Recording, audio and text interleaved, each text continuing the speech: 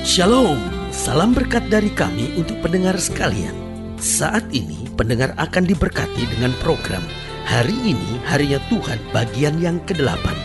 Sebuah program rohani tentang doktrin Alkitab yang menolong kita untuk semakin tertanam dalam kebenaran firman dan bertumbuh dalam kemuliaan. Bersama hambanya, Pendeta Gilbert Lumwendong, STH.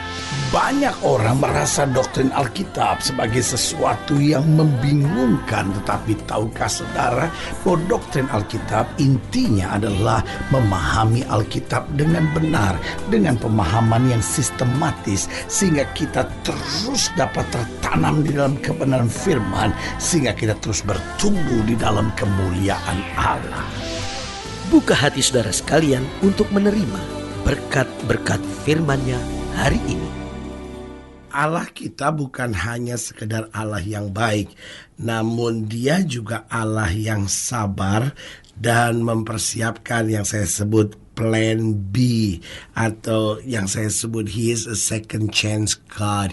Dia adalah Allah yang memberi kesempatan kedua. Kalaupun kita gagal, kalaupun kita berbuat yang tidak seperti yang Dia harapkan, bukan berarti bahwa tidak ada harapan lagi buat kita. Tapi Dia sudah menyiapkan Plan B.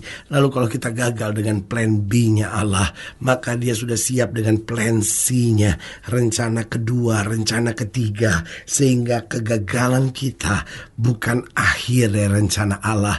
Ada banyak orang yang kalau dia sudah gagal, dia pikir sudahlah, percuma saya melayani Tuhan. Itu sebabnya Petrus ketika gagal, maka apa yang terjadi? Dia sudah menyangkal Yesus 3 kali.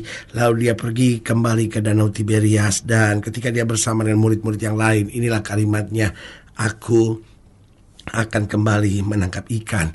Dengan lain kata, dia sudah berpikir bahwa wah, orang seperti saya ini udah gak mungkin layak lah. Orang seperti saya ini gak mungkin dipakai Tuhan lah. Orang seperti saya ini udah gak mungkin bisa lah melayani Tuhan, karena sudah cacat, saya sudah gagal, saya sudah menyangkal Yesus. Gak mungkin bisa lah Tuhan berbuat sesuatu lagi buat saya. Tetapi apa yang terjadi? Tuhan punya plan B-nya.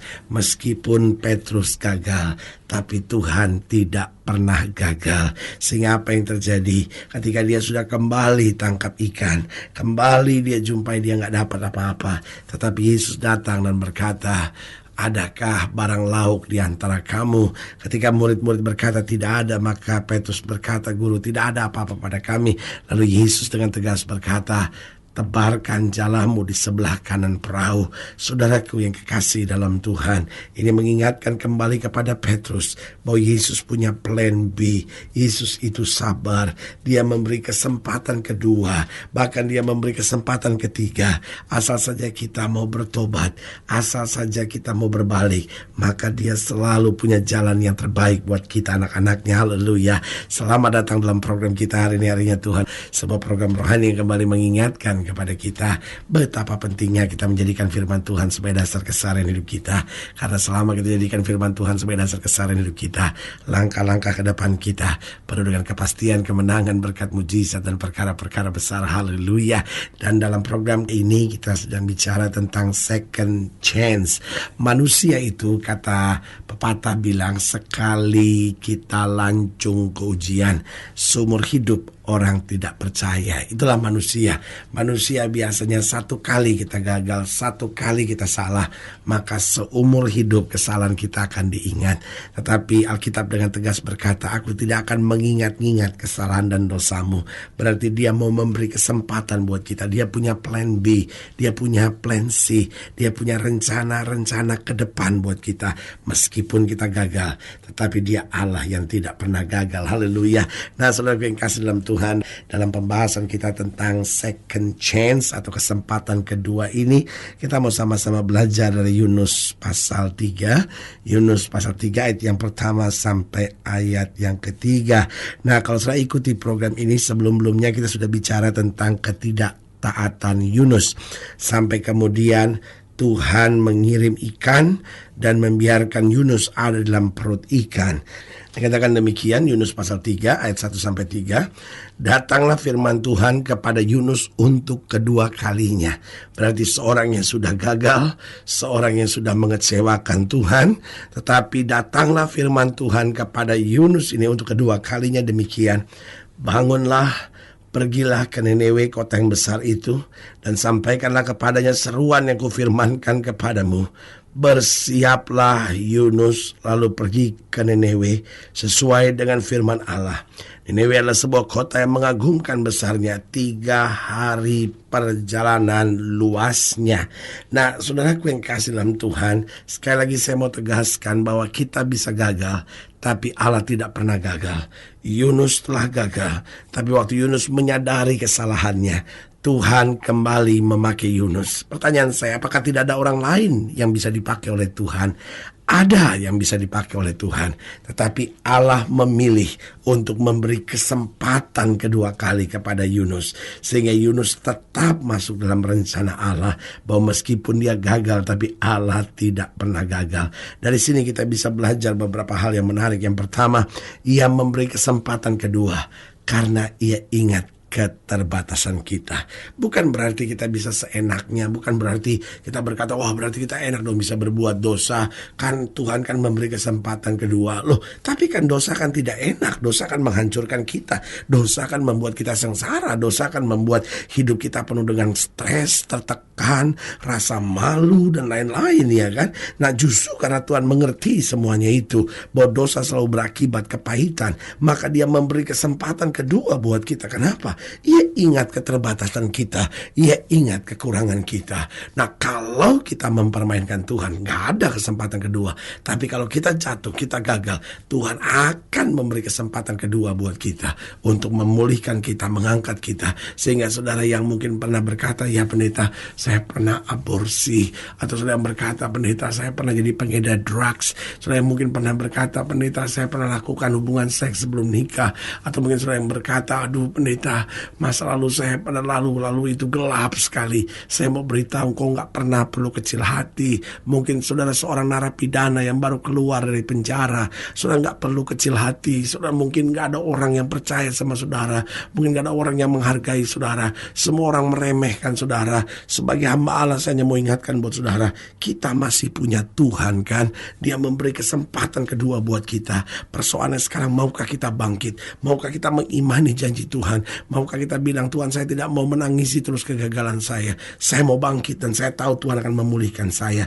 Ia memberi kesempatan kedua karena ia ingat keterbatasan kita. Yang kedua saya pelajari, ia memberi kesempatan kedua karena kesabarannya. Dia Allah yang begitu sabar terhadap kita, sehingga dia mau didik kita, dia mau proses kita, dia mau bentuk kita. Waktu kita gagal, dia bukan kecewa, tapi waktu kita gagal, dia kembali menyiapkan rencana yang luar biasa buat hidup kita. Jadi ia memberi kesempatan kedua, bukan supaya kita manja, bukan supaya hidup kita gak karu-karuan, bukan supaya hidup kita seenaknya dalam dosa, tapi karena ia ingat keterbatasan kita. Yang kedua karena kesabarannya. Lalu yang ketiga, ia memberi kesempatan kedua karena rencananya tidak dapat dibatasi oleh kegagalan-kegagalan kita. Oh, kegagalan-kegagalan kita tidak akan pernah membatasi rencana Allah, karena rencana Allah harus terlaksana dalam hidup kita. Dan yang keempat saya pelajari, bahwa ia memberi kesempatan kedua karena ia adalah Allah yang kreatif. Ia turut bekerja untuk mendatangkan kebaikan. Artinya, walaupun kita telah menghancurkan segala rencana Allah, oh, kreativitas Allah tidak pernah berhenti sampai di situ.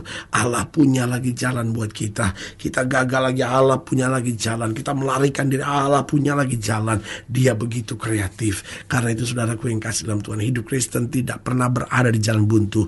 Jangan pernah menyesali nasib lalu berkata, aduh Tuhan, saya sekarang sedang ada di jalan buntu, saya udah gak tahu mesti buat apa. Tapi Yesus akan tersenyum pada kita dan berkata, anakku, aku masih punya 1001 jalan. Dia Allah yang super kreatif, sehingga dia akan selalu punya jalan keluar. Dia akan selalu punya berkat. Dia selalu punya cara untuk menolong kita, untuk mengangkat kita dan mengerjakan mujizat buat kita. Hanya beberapa hal penting harus kita sadari. Yang pertama, bahwa meskipun dia adalah Allah yang memberi kesempatan, dia adalah Allah Allah yang memiliki dan mempersiapkan plan B, plan C dalam hidup kita. Tetapi dia tidak dapat dipermainkan. Alkitab dengan tegas berkata, jangan kamu sesat. Allah tidak dapat dipermainkan. Meskipun dia Allah yang sabar, tapi dia bukan Allah yang bisa kita perlakukan seenaknya. Artinya Tuhan tahu persis kapan saya jatuh. Tuhan tahu persis kapan saya gagal. Tapi Tuhan juga tahu persis kapan saya mempermainkan Tuhan. Karena itu sebagai hamba Allah, saya mau ingatkan buat saudara, orang-orang muda, para suami, para istri, jangan mempermainkan Tuhan. Kalaupun kau gagal, ayo bangkit. Tapi jangan mempermainkan Tuhan. Karena waktu engkau mempermainkan Tuhan, engkau berhadapan dengan murka Allah. Yang pertama, hal yang harus kita sadari, bahwa dia adalah Allah yang mempersiapkan plan B. Dia adalah Allah yang memberi kesempatan kedua buat kita. Berarti yang pertama, kita tidak dapat mempermainkannya. Yang kedua, beberapa hal yang harus kita sadari, bahwa sambil ia beri kesempatan, ia juga mendidik. Jadi bukan berarti kalau dia memberi kesempatan lalu gak akan ada masalah dalam hidup kita. Lalu di dalam kesempatan yang dia berikan juga dia sedang mendidik kita. Coba lihat Yunus gagal, tapi dia harus melewati saat yang sangat menyakitkan. Dia harus ada di dalam perut ikan. Karena itu saudaraku, jangan karena berpikir Allah mempersiapkan plan B, saya bisa seenaknya dalam hidup saya. Tidak. Karena apa yang harus kita lewati untuk harga dari kegagalan kita itu sakit biasanya. Oh, Yunus harus berseru dan berkata, aku seperti ada di dalam dunia orang mati. Tapi saudaraku yang kasih dalam Tuhan, keluar dari pendidikan Allah, Allah melakukan sesuatu yang luar biasa dalam hidupnya. Lalu yang ketiga, beberapa hal yang harus kita sadari tentang Allah yang mempersiapkan plan B dan memberikan kesempatan kedua, bahwa makin lama kita taat, makin berat tantangan hidup kita. Jadi tantangan kita terasa berat, bukan karena Allah gak buat mujizat, tapi karena kita belum mau untuk taat. Tapi persis di waktu yang bersamaan kita mau taat, di situ kemuliaan dan kuasa Allah akan tercurah kembali dalam hidup kita. Haleluya. Saudara yang kasih dalam Tuhan, jika sedang dilayani lebih jauh, hubungi kami melalui telepon, hubungi kami melalui surat, kunjungi website kami, karena kami ada untuk membawa Bapak Ibu sudah senantiasa lebih dekat pada Tuhan dan mengalami kasih kuasa mujizat yang luar biasa. Haleluya. Secara khusus melalui program ini juga saya mau berdoa buat siap yang sakit, siap yang berbeban berat, karena saya percaya bahwa bagi Allah tidak ada perkara yang mustahil. Nah, saudara pendengar sekalian yang didoakan, boleh taruh tangan kanan saudara di dada dan kita akan berdoa. Mari kita berdoa. Bapa, dalam nama Yesus, sama doa buat setiap pendengar sekalian, mereka yang taruh tangan kanan di dada karena butuh mujizat, karena butuh kekuatan, karena butuh damai, karena butuh jamahan dan lawatan Tuhan. Mereka yang sakit, mereka butuh kesembuhan dalam nama Yesus. Mereka yang lemah, mereka yang sedang menghadapi masa-masa yang sukar, bahkan yang rumah tangganya sedang goncang, Tuhan jamah dalam nama Yesus. Mereka yang mungkin sedang putus asa, mereka yang mungkin sedang merasa gagal dalam hidupnya, hamba juga doa dalam nama Yesus, Tuhan jamah, bangkitkan kami kembali untuk kami melihat kemuliaan Tuhan dinyatakan. Oh, di dalam nama Yesus kami berdoa. Haleluya. Amin. Saudara yang kasih dalam Tuhan, kita sudah berdoa. Ingat, tidak pernah Allah lalai menepati janjinya. Inilah saatnya buat kita untuk bangkit, bersemangat, bersuka cita dalam menghadapi segala perkara. Karena kita tahu Yesus hidup, Yesus berkuasa, dan selalu menyediakan yang terbaik buat anak-anaknya. Doa saya menyertai saudara. Sampai berjumpa pada program berikut. Dan jangan lupa, jadikan hari ini harinya Tuhan. Haleluya. Tuhan.